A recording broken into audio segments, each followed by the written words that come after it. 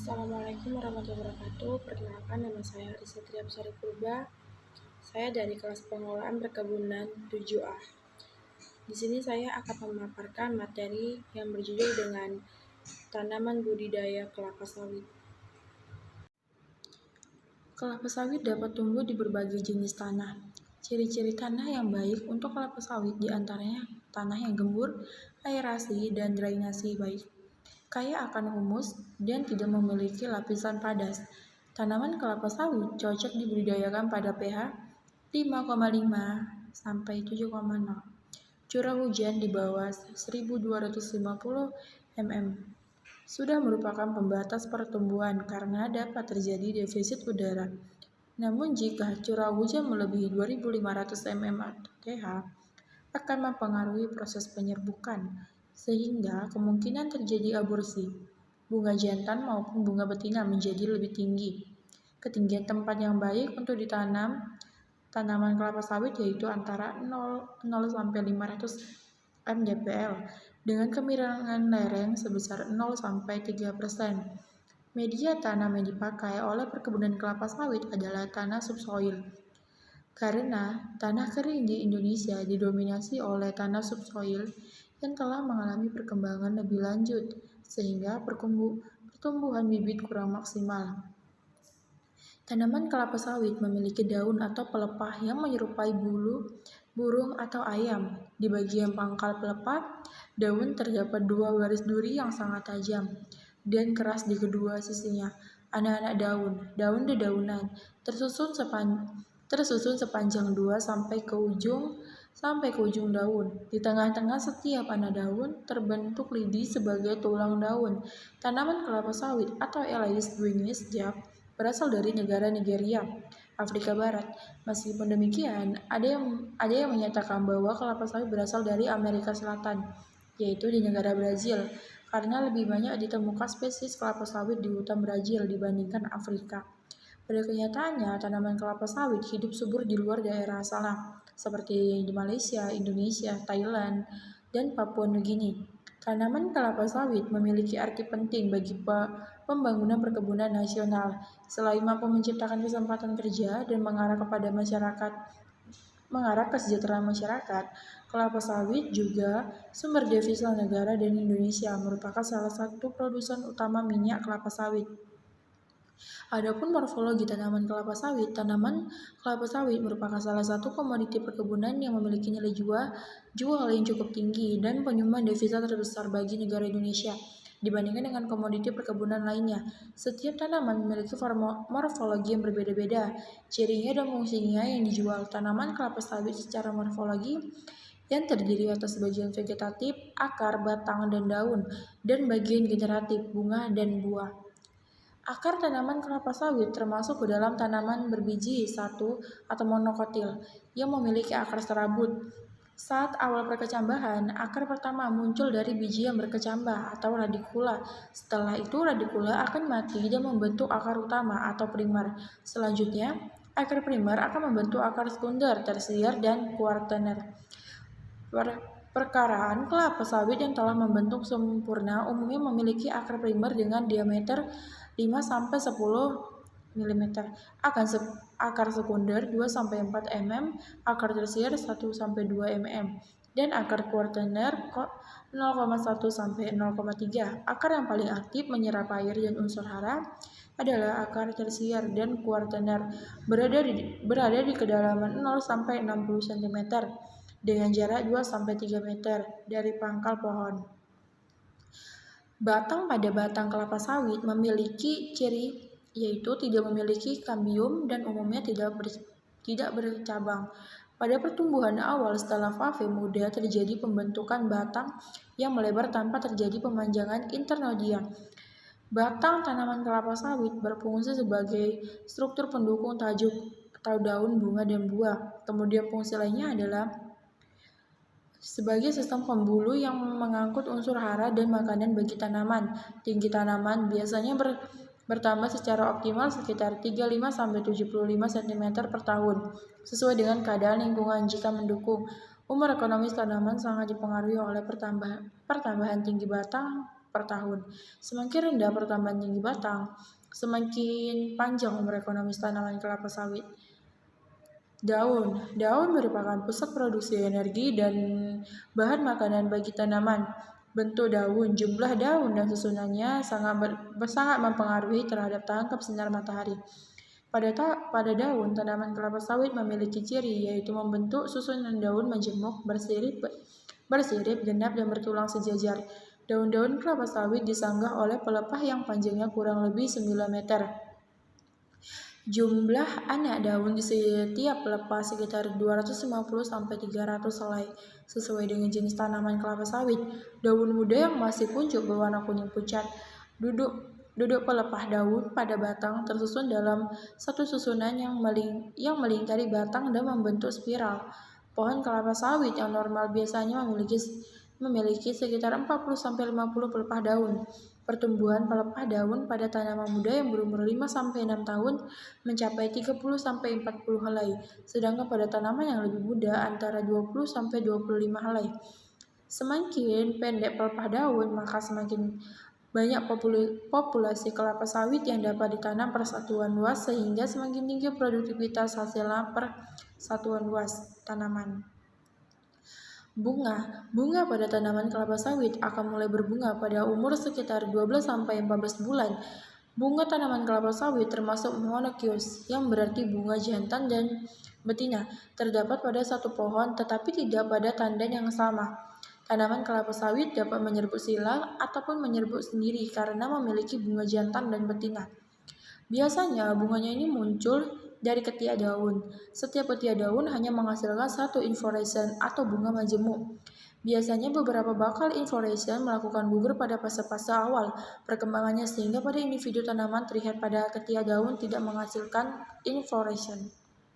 Buah kelapa sawit termasuk buah batu dengan ciri yang terdiri atas 3 bagian, yaitu bagian luar epikarpium disebut dengan kulit luar, lapisan tengah mesokarpium atau disebut dengan daging buah, mengandung minyak kelapa sawit yang disebut dengan crude palm oil, dan lapisan dalam endokarpium disebut inti, mengandung minyak inti yang disebut PKO atau palm kernel oil. Proses pembentukan buah tersebut sejak pada saat penyerbukan sampai buah matang kurang lebih 6 bulan. Dalam satu tandan terdapat lebih dari 2000 buah. Biasanya buah ini digunakan untuk diolah menjadi minyak nabati yang digunakan oleh manusia. Buah sawit adalah sumber dari kedua minyak sawit atau diekstraksi dari buah kelapa dan minyak inti sawit diekstrak dari biji buah.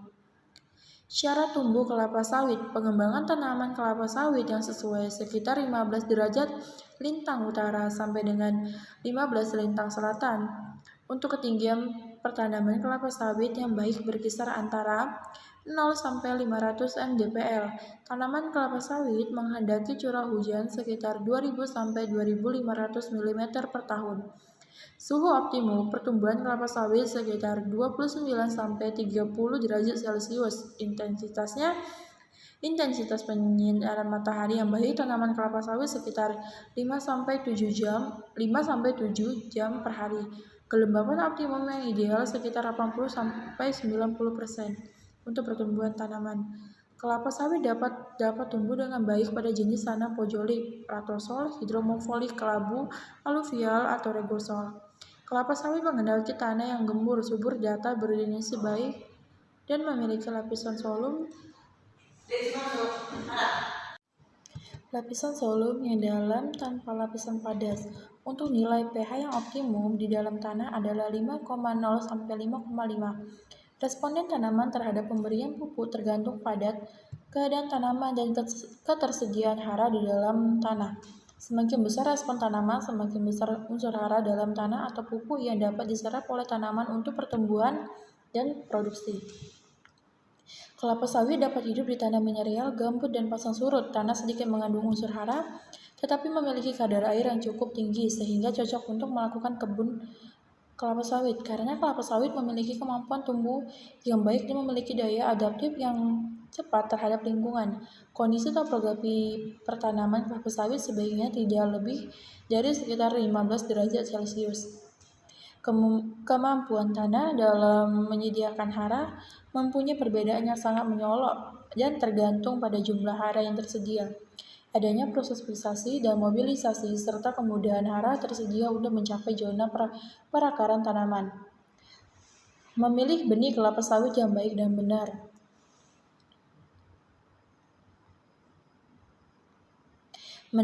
Yang pertama itu, kecambah kelapa sawit dapat dipesan ke sumber benih kelapa sawit resmi yang telah ditetapkan oleh pemerintah dengan membawa surat persetujuan penyaluran benih kelapa sawit atau SP2BKS yang diterbitkan oleh Ditjen Perkebunan atau Dinas Perkebunan Provinsi atau Kota. Kedua, benih dalam polybag dapat dibeli dari penangkar benih resmi, yaitu memiliki tanda tangan registrasi usaha perbenihan atau TREUP dan disertifikasi oleh UPT pembenihan tanaman perkebunan setempat. Bibit yang mati dan pertumbuhannya tidak normal. Seleksi bibit dilakukan ketika bibit berumur 4 bulan sampai 9 bulan. Bibit yang tumbuh tidak normal, terserang penyakit dan memiliki kelainan genetik atau cacat fisik sebaiknya dibuang dan diganti dengan bibit yang baru dan sehat. Cara pemupukan pada fase pembibitan adalah sebagai berikut. Pupuk makro NPK 15-15-64 pada minggu kedua dan ketiga sebanyak 2 gram, pada minggu keempat dan kelima sebanyak 4 gram, pada minggu ke-6 dan ke-8 sebanyak 6 gram, minggu ke-10 dan ke-12 sebanyak 8 gram. NPK 12-12-17-2 pada minggu ke-14, ke-15, ke-16 dan ke-20 sebanyak 8 gram, pada minggu ke-22, ke-24, ke-26 dan 28 sebanyak 12 gram. Pada minggu ke-30, ke-32, ke-34 dan ke-36 sebanyak 17 gram. Minggu ke-38 dan ke-40 sebanyak 20 gram. NPK 12-12-17-2 pada minggu ke-19 dan 21 sebanyak 4 gram. Pada minggu ke-23 dan ke-25 sebanyak 6 gram, pada minggu ke-27, ke-29 dan 31 sebanyak 8 gram. POC NASA diberikan mulai minggu ke-1 sampai ke-40 dengan dosis 1-2 cc per liter air dan per bibit, disemprotkan setiap 1-2 minggu sekali. Dengan catatan, hasil akan lebih baik jika saat pemupukan pertumbuhan ditambahi aplikasi Super NASA sebanyak 1-3 kali selama proses pembibitan. Gunakan Super NASA dengan dosis 1 botol untuk sekitar 400 bibit. Cara aplikasinya yaitu yang pertama, botol Super NASA diencerkan dengan 4 liter air untuk dijadikan sebagai larutan induk. Kemudian setiap 10 mm larutan induk diencerkan dengan 1 liter air untuk penyiraman. Seleksi bibit di menursery dilakukan sebanyak 3 kali, yaitu saat bibit berumur 6 bulan, 9 bulan, dan saat akan ditanam di lapangan. Terdapat 14 kriteria bibit abnormal, yaitu stunted, flat top, juvenile, erect leaf, crinkle leaf, limb, narrow leaf, with internode, short internode, chimera,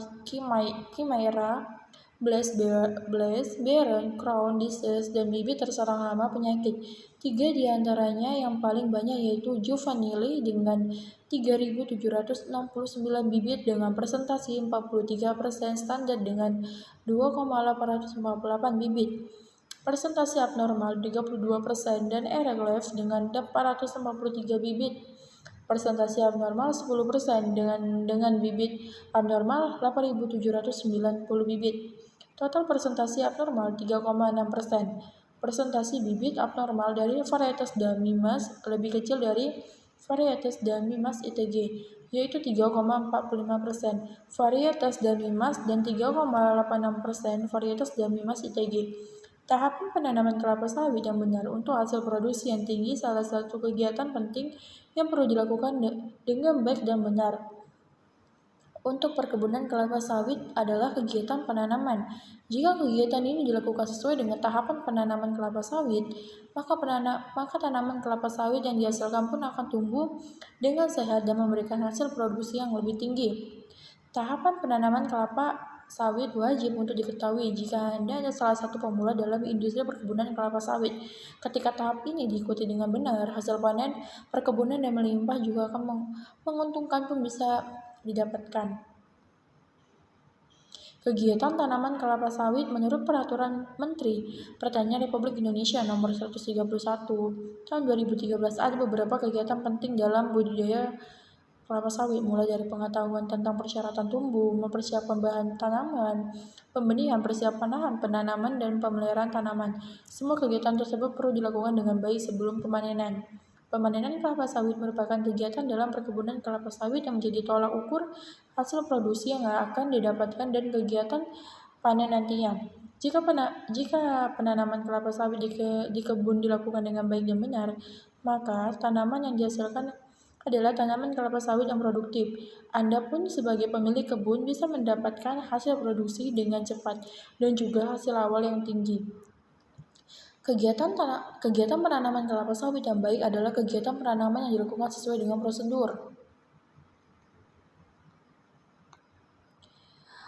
Bibit yang akan digunakan adalah bibit yang setelah berumur 11-15 bulan atau minimal 9 bulan pada kondisi tertentu. Jika terdapat bibit tua, maka daunnya dipangkas terlebih dahulu sekitar 1,25 sampai dengan 1,5 meter dari pangkal pelepah dan dibentuk kerucut dengan kemiringan 30 sampai dengan 45 derajat.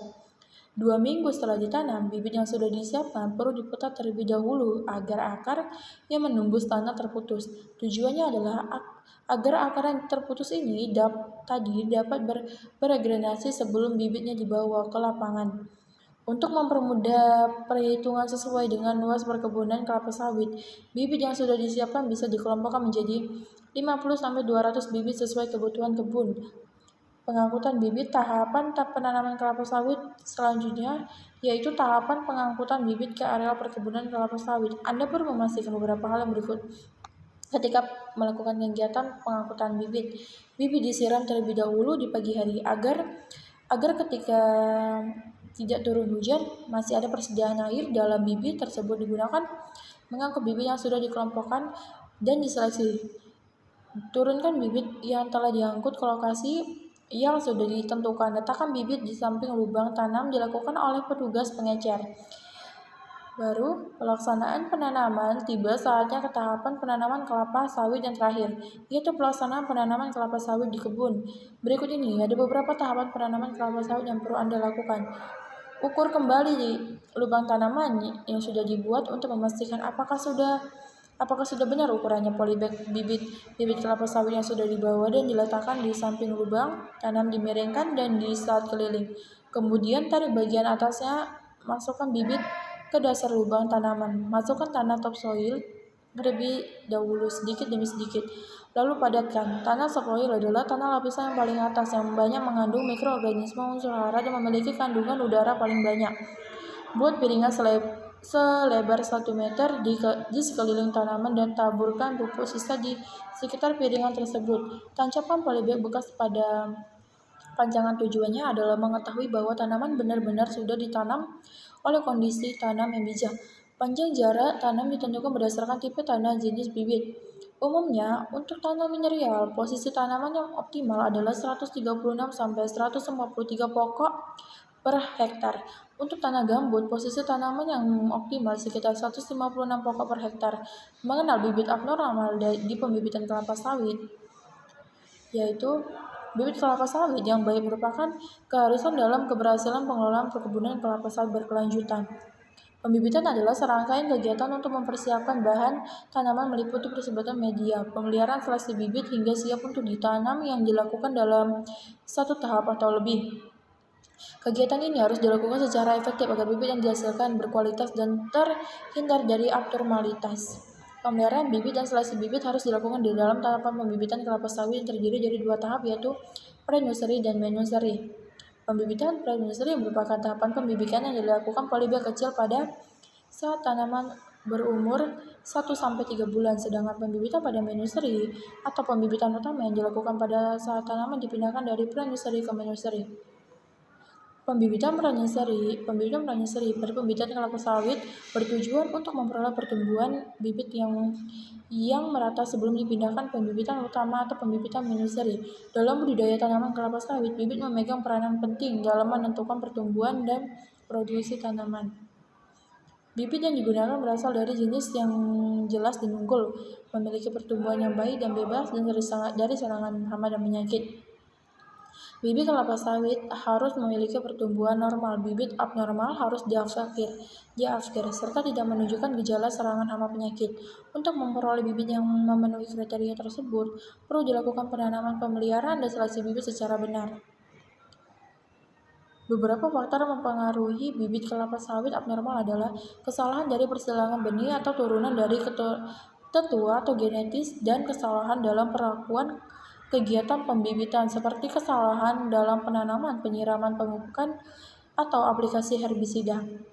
Pengakhiran bibit abnormal akibat kesalahan perlakuan tergantung pada tingkat kerusakan bibit. Kerusakan yang parah atau tidak dapat disembuhkan hendaknya dilakukan pengakhiran bibit.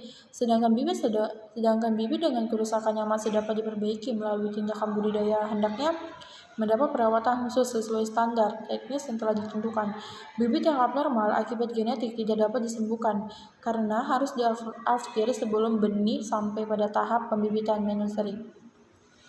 Seleksi di nursery dilakukan pada saat bibit berumur 6-9 dan 12 bulan menjelang pindah ke tanam lapangan, dengan jumlah bibit afkir berkisar 20-25% tergantung tingkat pemeliharaan. Bibit abnormal yang telah diseleksi sebaiknya dikumpulkan dan dimusnahkan.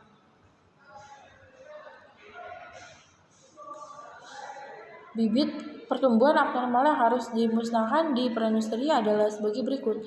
Yang pertama, daun seperti rumput grass-like leaf. Yang kedua, kimera adalah kelainan pembentukan klorofil pada daun sebagai helaian daun berwarna kuning keputihan tanpa klorofil. Ketiga, benih yang pelepah daun melintir atau berputar. Yang keempat, benih yang pelepah daun tampak menggulung dengan arah tegak lurus terhadap racis atau tulang sehingga tampak tidak dapat berdiri tegak. Yang kelima, benih yang tumbuh kerdil. Keenam, benih yang titik tumbuh tidak berkembang normal, kecil, dan malvolasi.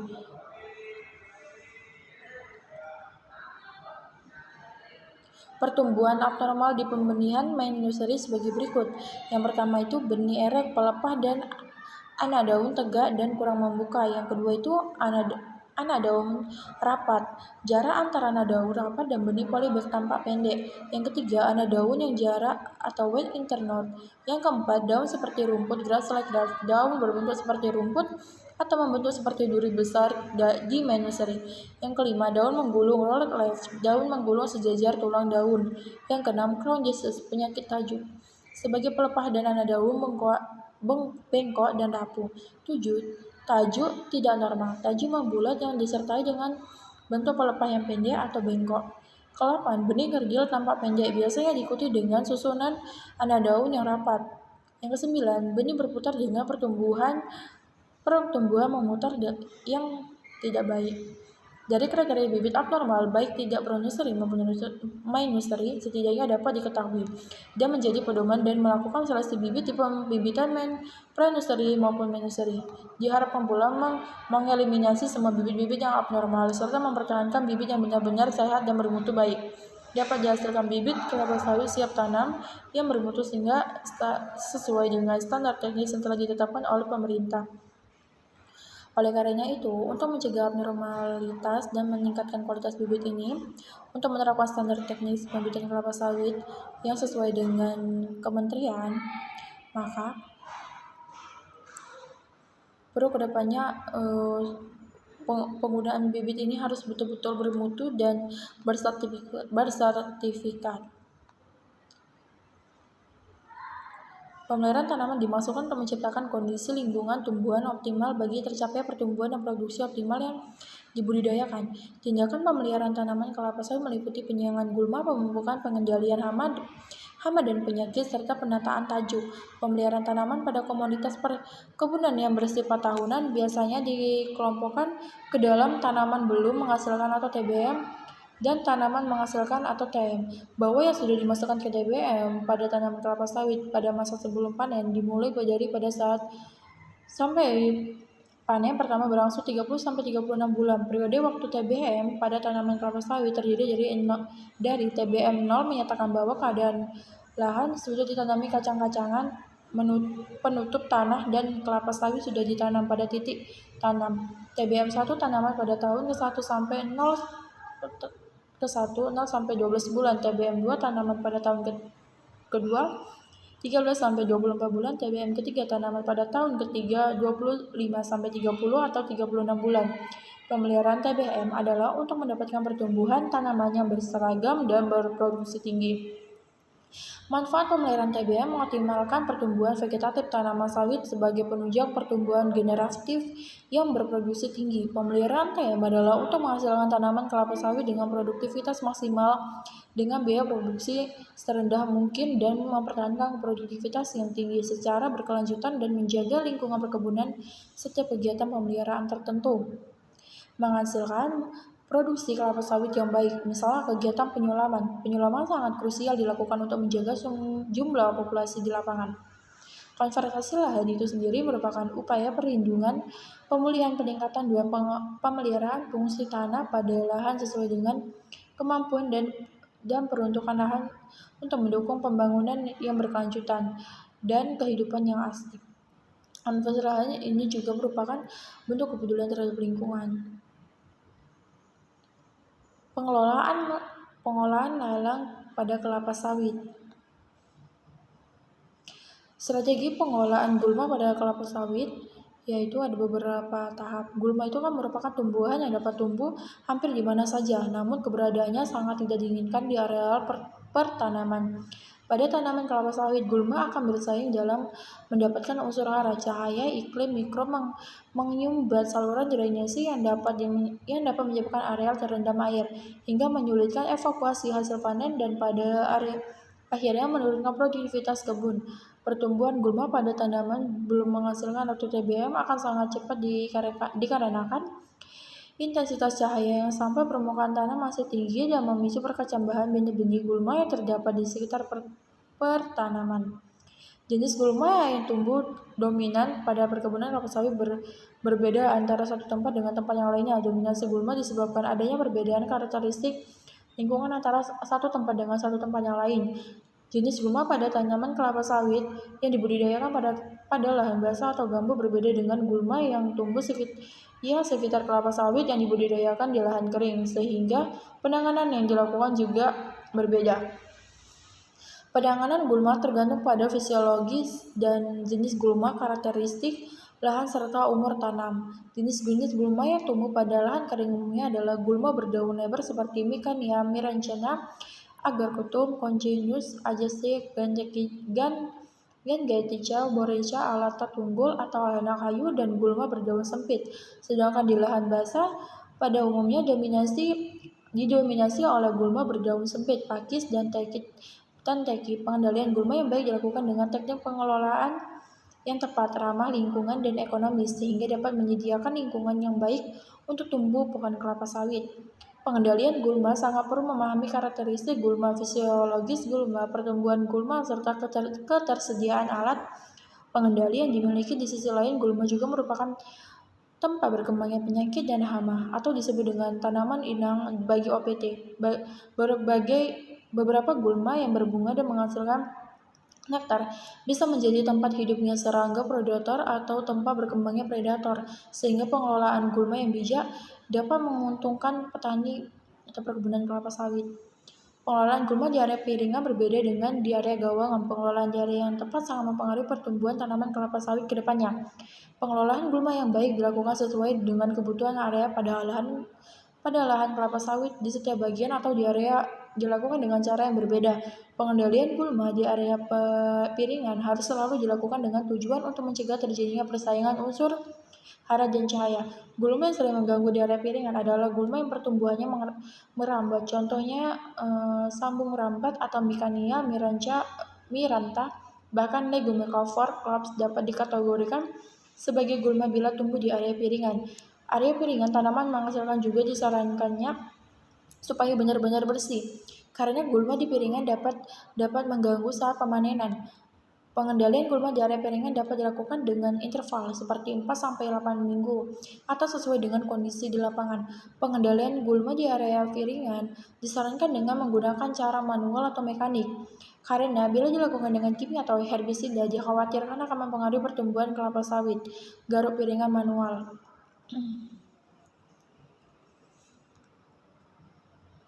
Piringan sawit yang disiangi bersih brondolan yang jatuh di tanah akan lebih mudah ditemukan dan dikumpulkan. Proses panen dilakukan dengan lebih cepat dan efisien. Aplikasi dan penggunaan pupuk lebih efisien. Standarisasi apabila langkah-langkah itu apabila piringan itu dilakukan. Piringan sawit itu 1-5 2,0 meter dari batang sawit di perkebunan dewasa. Benar-benar bersih dari gulma. Piringan sawit bersih dari sampah. Waktu pelaksanaan sesaat sebelum panen raya sehingga proses panen bisa dilakukan secara lebih efisien. Dalam waktu yang sama dengan penyiangan jalur perkebunan, jika memungkinkan tidak pada saat proses cenderung hujan di hari itu, jika tidak maka herbisida yang digunakan akan terbilas. Frekuensi setiap 2-4 bulan tergantung dari musim dan pertumbuhan gulma.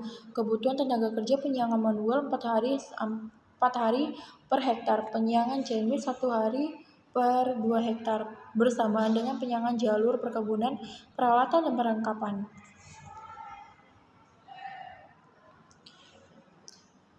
Piringan sawit yang tidak merawat tampak brondolan yang tersembunyi di balik gulma penyiangan manual. Itu menggunakan tojo atau sokop, parang, garuk penyiangan Chinese, menggunakan sprayer gendong atau pakaian pelindung, gelas ukur 50-200 mm, air bersih 100-200 liter per hektar, herbisidanya 0,5-1 liter, garuk tenaga kerja, para petani perkebunan dan anggota keluarga. Cara pelaksanaan garuk piringan manual: cabut semua vegetasi yang tumbuh dalam piringan sawit atau tebas hingga rata tanah menggunakan parang, atau dengan cara lain, garuk semua gulma dalam piringan menggunakan sekop. Garuk sisa gulma yang telah ditebas dengan parang keluar dari piringan. Hindari pembajakan tanah atau merusak tanah di area piringan karena bisa merusak akar sawit.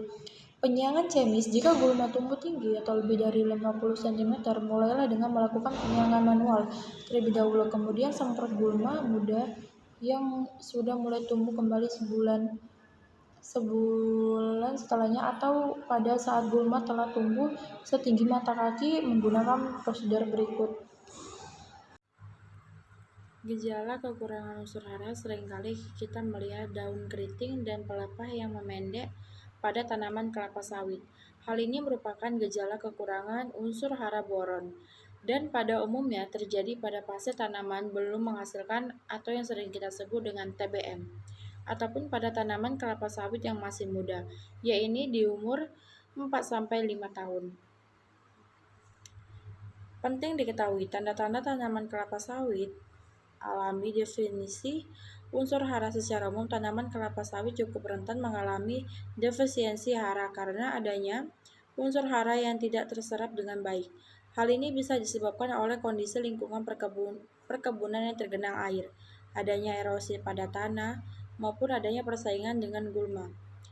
Defisiensi merupakan suatu kondisi di mana tanaman kekurangan nutrisi tertentu yang dapat menghambat pertumbuhan tanaman. Kondisi ini bisa diamati dari gejala fisik tanaman, baik pada bagian daun maupun batang.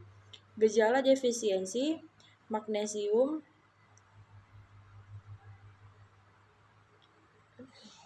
Jn, B, dan C akan dimulai dari pelepah yang paling muda.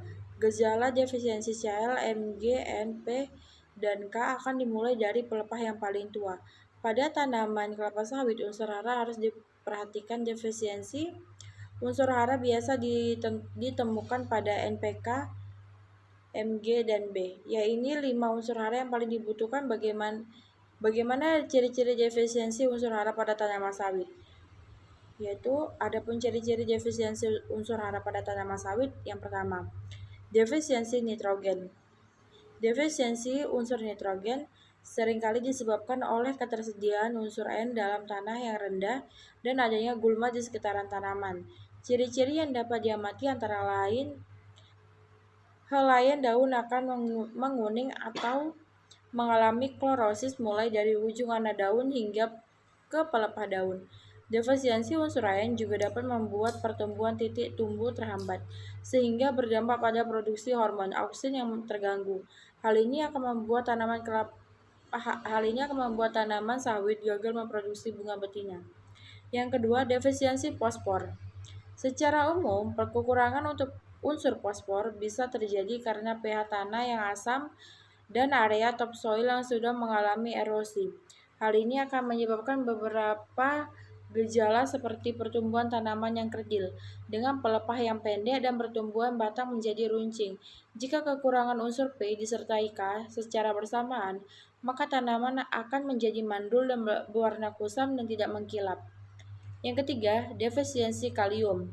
Kekurangan unsur kalium sering terjadi bila tanaman kelapa sawit ditanam pada tanah gambut, tanah berpasir, atau tanah yang asam.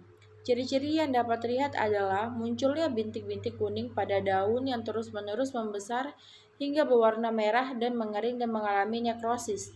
Tanda lainnya ialah white strip, yaitu disebabkan karena ketidakseimbangan kelebihan unsur nitrogen dengan kekurangan unsur kalium. Yang keempat, defisiensi magnesium. Berikutnya adalah defisiensi unsur magnesium yang seringkali terjadi pada daerah perkebunan dengan curah hujan yang tinggi atau sekitar 3.500 mm per tahun.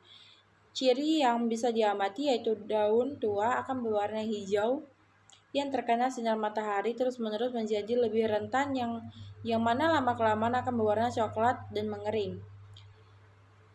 Yang kelima, defisiensi boron. Terakhir adalah kekurangan unsur B, boron, yang sering terjadi karena tingginya kadar nitrogen dan kalsium dalam tanah pada pH tanah kurang lebih 4,5 atau sampai dengan 7,5. Ciri yang dapat diamati seperti ujung helai daun yang terlihat berwarna hijau tua dan tanaman menjadi rentan terserang crown disease atau penyakit. Bila kekurangan unsur boron disertai nitrogen secara bersamaan, maka tanaman akan menjadi mandul permanen. Pengambilan sampel daun pada tanaman kelapa sawit. Pengambilan contoh daun atau lab sampling unit atau LSU sangat penting perannya dalam perkebunan kelapa sawit untuk mengetahui apakah suatu unsur hara pada tanaman kelapa sawit dalam keadaan optimal atau tidak. Kebutuhan hara tanaman dapat diketahui melalui analisis jaringan tanaman. Pemupukan merupakan salah satu kegiatan pemeliharaan tanaman yang berperan penting terhadap produktivitas tanaman.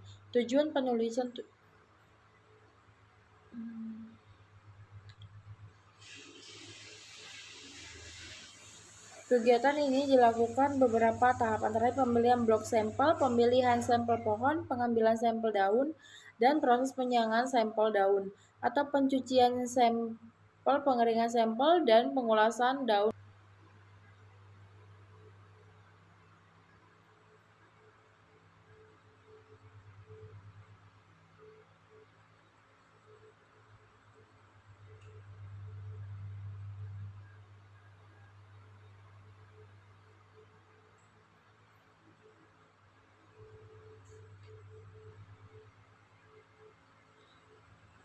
Pemupukan adalah proses pemberian nutrisi tambahan pada tanah dan tanaman untuk memastikan pertumbuhan yang sehat dan produktivitas yang maksimal. Jika tidak diberi pupuk, maka tanaman kelapa sawit dapat mengalami defisiensi hara atau kekurangan nutrisi.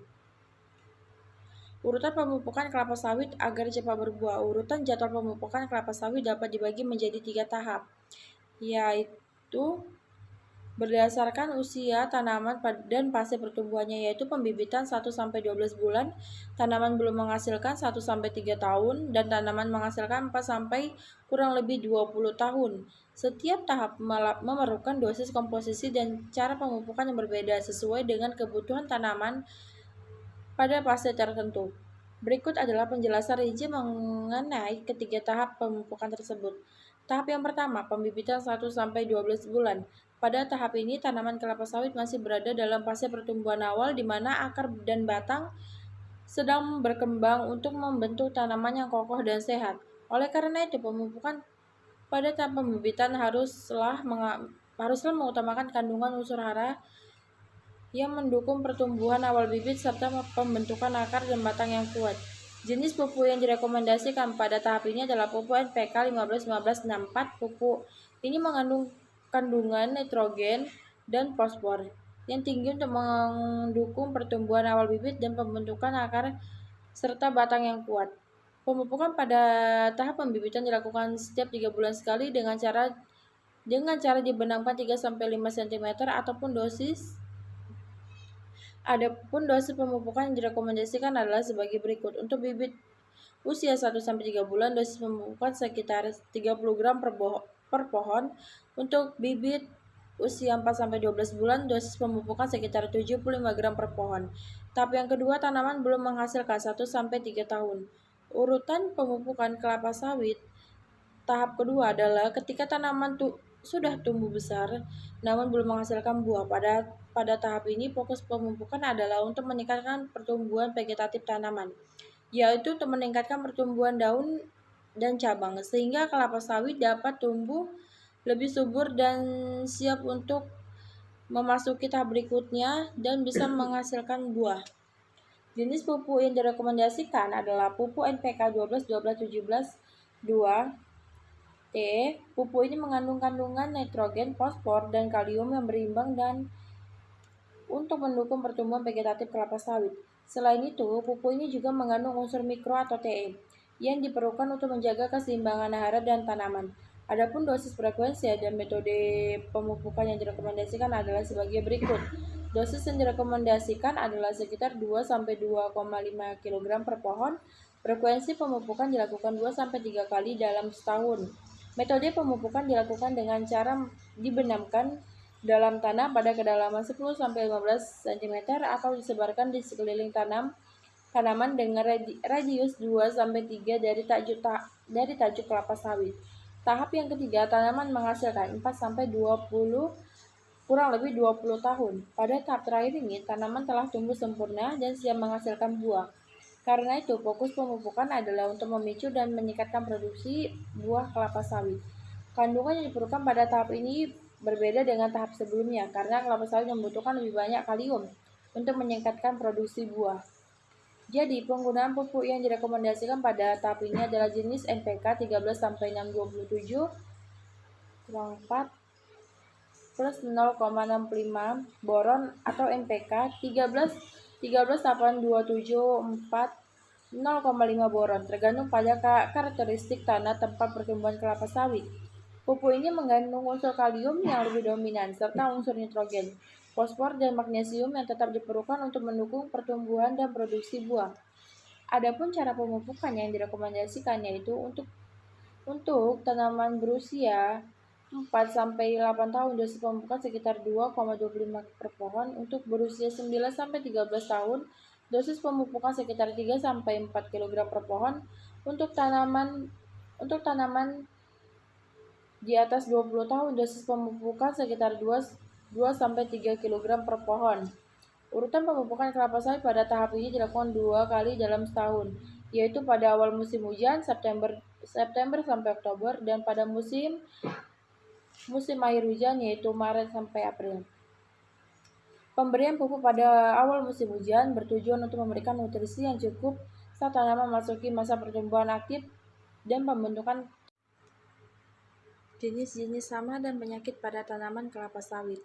Pada pertanaman kelapa sawit terdapat hama yang menyerang tanaman kelapa sawit.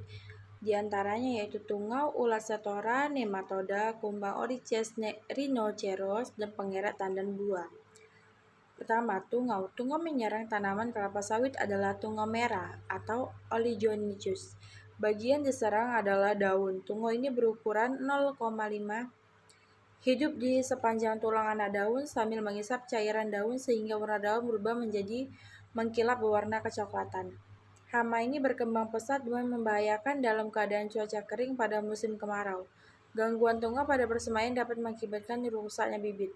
Pengendalian terhadap tungau merah ini dapat dilakukan dengan penyemprotan dengan akarisida yang Bahan aktif netradion 75,2 gram, tedion 75 EC. Disemprotkan dengan konsentrasi 0,1 sampai 1,02%. Yang kedua, ulat api, Satora nitens. Telur diletakkan berderet 3-4 baris sejajar dengan permukaan daun. Setelah bawah biasanya pada pelepah daun ke-16-17, seekor mengengat betina selama hidupnya mampu menghasilkan telur 300-400 butir. Telur menetas setelah 4-7 hari. Telur pipih dan berwarna kuning muda. Larva nitens berwarna hijau kekuningan. Panjangnya mencapai 40 mm. Mempunyai 2 rumpun bulu kasar di kepala dan 2 rumpun di bagian ekor. Kepompong berada di dalam kokon yang terbuat dari liur lava. Terbentuknya telur yang berwarna coklat gelap terletak di permukaan tanah sekitar piringan atau di bawah pangkal batang kelapa sawit. Stadia kepompong berkisar antara 17-27 hari.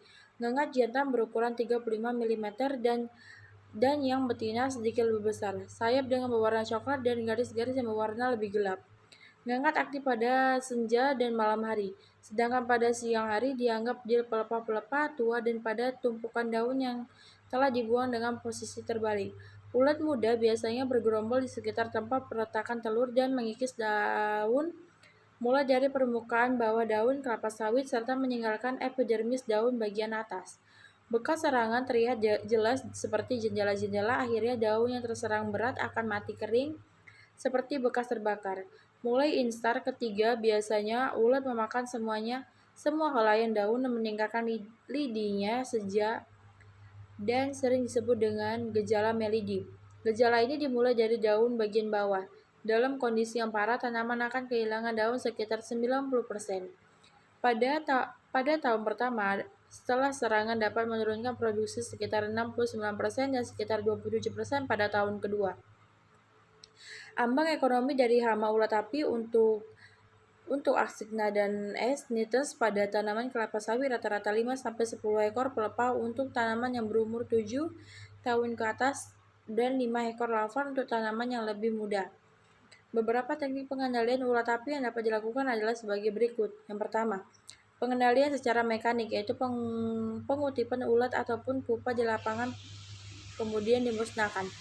Pengendalian secara hayati dilakukan dengan penggunaan parasitoid larva seperti Trigogama sp dan predator berupa Eocanthechona sp. Penggunaan virus seperti Granulosisis, Bacillofuscus, MNPV atau Multiple Nucleopolydrovirus. Penggunaan jamur Bacillus thuringiensis. Penggunaan insektisida dilakukan dengan penyemprotan atau spraying dengan tanaman yang berumur 2-5 tahun dengan menggunakan penyemprotan tangan, sedangkan tanaman yang berumur lebih dari 5 tahun penyemprotan dilakukan dengan mesin penyemprotan. Penyemprotan udara dilakukan apabila dalam suatu keadaan tertentu luas areal yang terserang sudah meluas yang meliputi daerah dengan sebagai topografi. Nematoda Rhodinopensilus tocophilus. Hama ini menyerang akar tanaman kelapa sawit. Serangan nematoda menimbulkan gejala berupa daun-daun muda yang akan membuka menjadi tergulung dan tumbuh tegak. Selanjutnya daun berubah warna menjadi kuning dan mengering. Tandan buah membusuk dan tidak membuka sehingga tidak menghasilkan buah. Pengendalian yang dapat dilakukan yaitu dengan cara tanaman yang terserang diracun dengan natrium arsenid untuk memberantas sumber infeksi. Setelah tanaman mati atau kekering dibongkar lalu dibakar. Kumbang Oriches rhinoceros. Serangan hama ini cukup membahayakan jika terjadi pada tanaman muda, sebab jika sampai mengenai titik tumbuhnya menyebabkan penyakit busuk dan mengakibatkan kematian. Pengendalian kumbang ini dilakukan dengan cara menjaga kebersihan kebun, terutama di sekitar tanaman. Sampah-sampah dan pohon yang mati dibakar agar larva hama mati. Pengendalian secara biologi dengan menggunakan jamur Metarhizium anisoplia dan virus Bacillofrius oriches. 5. Penggeret tandan buah. Hama penggeret tandan buah adalah ngengat di Brata mondela. Hama ini meletakkan telurnya pada tandan buah dan setelah menetas larvanya atau ulat akan melubangi buah kelapa sawit. Tribata mandala banyak menyerang tanaman kelapa sawit yang berumur 3-4 tahunan. Tetapi pada kondisi tertentu juga ditemui pada tanaman tua. Gejala serangannya berupa bekas gerekan yang ditemukan pada permukaan buah dan bunga. Bekas gerekan tersebut berupa pitches dan serat tanaman. Larva Tirabata mandala dapat memakan bunga jantan maupun bunga betina. Larva menggerek bunga betina mulai dari bunga yang seludangnya baru membuka sampai dengan buah matang. Bunga yang terserang akan gugur, dan apabila ulat menggerek buah kelapa sawit yang baru terbentuk sampai ke bagian inti, maka buah tersebut akan rontok atau aborsi atau berkembang tanpa inti. Akibatnya freezed buah sangat rendah akibat hama ini. Buah muda dan buah matang biasanya digerek pada bagian luarnya sehingga akan menghasilkan cacat sampai buah dipanen, atau juga menggerek sampai inti buahnya. Sisa gerekan dan kotoran yang terekat oleh benang-benang liur larva akan menempel pada permukaan tandan buah sehingga kelihatan kusam. Pada serangan baru, bekas gerekan masih berwarna merah muda dan larva masih aktif di dalamnya. Sedangkan pada serangan lama, bekas gerek berwarna kehitaman dan larva sudah tidak aktif karena larva telah menjadi kepompong. Serangan hama ini dapat menyebabkan buah aborsi. Pengendalian dapat dilakukan dengan cara: yang pertama, sanitasi buah busuk dan terserang. Yang kedua, buah busuk dikumpulkan pada satu lubang yang diaplikasikan inseksida fipronil dan ditutup dengan tanah. Yang ketiga, aplikasi dengan inseksida sistemik yaitu fipronil dengan konsentrasi 7,5 mm atau 15 mm dengan volume semprot 370-400 liter per hektar, supaya buah benar-benar basah tersemprot inseksida. Karena statida yang bermacam-macam, maka perlu aplikasi susulan, yaitu 2 minggu setelah aplikasi pertama. Aplikasi terakhir atau ketiga dilakukan pada 1 bulan setelah aplikasi.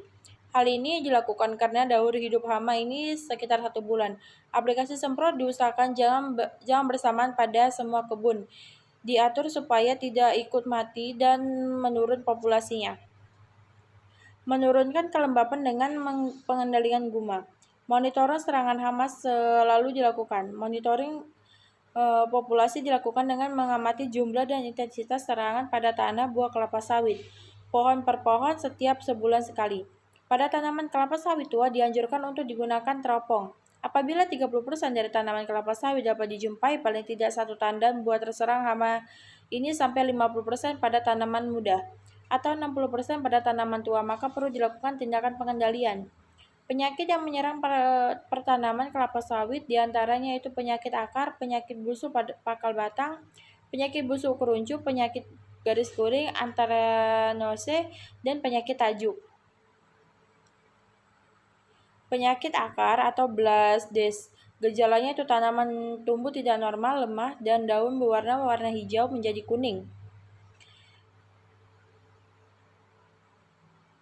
Tindakan tersebut antara lain dengan membuat persemaian yang baik agar bibit sehat dan kuat, pemberian air yang cukup, dan naungan pada musim kemarau. 2. Penyakit busuk pangkal batang atau basal stem roll ganoderma. Gejalanya yaitu daun hijau pucat dan daun muda atau janur yang terbentuk sedikit, daun yang tua layu, patah dan pelepahnya dan mengenung pada batang. Selanjutnya, pangkal batang menghitam, getah keluar dari tempat yang terinfeksi, dan akhirnya batang membusuk dengan warna coklat muda. Akhirnya bagian atas tanaman berjatuhan dan batangnya roboh. Penyebabnya adalah jamur Ganoderma aplatanum. Jamur ini akan menular pada tanaman yang sehat jika akar bersinggungan dengan tunggul-tunggul pohon yang sakit. Pencegahannya yaitu sebelum penanaman sumber infeksi kebersihan, terutama jika areal kelapa sawit merupakan lahan bekas kelapa sawit atau kelapa sawit, tunggul-tunggul ini harus dibongkar berserta dibakar. Penyakit busuk kuncup. Gejala yaitu jaringan pada kuncup membusuk dan berwarna kecoklatan. Setelah dewasa, kuncup akan bengkok dan melengkung. Penyebabnya belum diketahui dengan pasti sampai sekarang. Pemberantasannya dengan memotong bagian kuncup yang terserang. Yang keempat, penyakit garis kuning. Gejalanya yaitu pada daun yang terserah terdapat bencak-bencak lonjong berwarna kuning, di tengahnya terdapat warna coklat. Penyakit ini sudah menyerang pada saat bagian ujung daun belum membuka dan akan menyebar ke helai daun yang telah terbuka pada pelepah yang sama. Daun yang terserang akan mengering dan akhirnya gugur. Penyebabnya adalah jamur Fusarium oxyporum. Penyakit ini menyerang tanaman yang mempunyai kepekaan tinggi dan disebabkan oleh faktor turunan. Pencegahannya adalah dengan usaha mudah dapat mengurangi penyakit di persemaian dan tanaman muda di lapangan. Arthrinosis gejala yaitu terdapat bercak-bercak coklat tua pada ujung dan tepi daun. Bercak-bercak dikelilingi warna daun merupakan batas antara bagian daun yang sehat dan daun yang terserang. Gejala yang tampak adalah warna coklat dan hitam di antaranya tulang daun. Daun-daun yang terserang menjadi kering dan berakhir dengan kematian. Penyebabnya adalah jamur Melanocium glomerula dan Bitrodiplodia palmarum. Pencegahan secara agronomis dengan mengatur jarak tanam, penyiraman yang teratur, pemupukan, dan pemindahan bibit dan persemaian berikut tanahnya yang menggumpal di akar. Yang keenam, penyakit tajuk. Gejala yaitu helai daun mulai pertengahan sampai ujung pelepah kecil-kecil, sobek, dan tidak ada sama sekali. Pelepah yang bengkok dan tidak berhelai daun merupakan gejala yang cukup serius. Gejala ini tampak pada tanaman yang berumur 2-4 tahun. Penyebabnya yaitu gen keturunan dari tanaman induk. Pencegahannya dengan menyingkirkan tanaman-tanaman induk yang mempunyai gen penyakit tersebut.